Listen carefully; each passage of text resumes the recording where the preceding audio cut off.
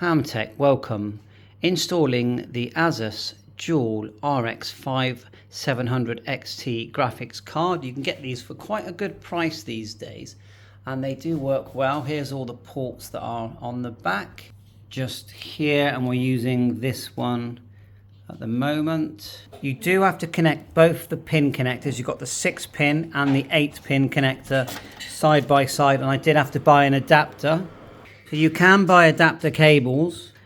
That will connect like this and give you the 8-pin, 6-pin connector. Actually, mine had 2 tails to make sure you're getting, some good power to this quite dusty.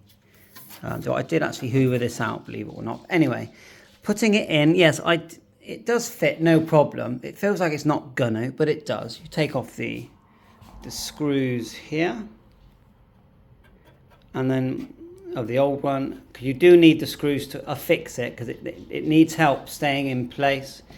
And then there's a clip at the base, which is just there. It's quite hard for me to point this out. So it's just here. You pull it back, and then the whole thing clips out. Okay.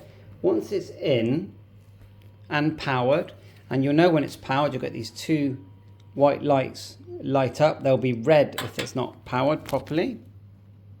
And I would learn which is the best power supply to get. This is the one that I've got.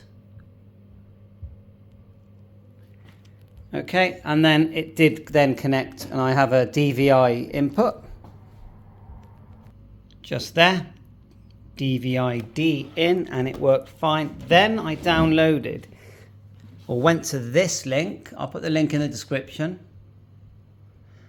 and downloaded this auto detect software, which then ran, I'll just run it now, this program which auto detected it and then loaded it. It says here launch AMD Software Pro Edition. Okay, do it.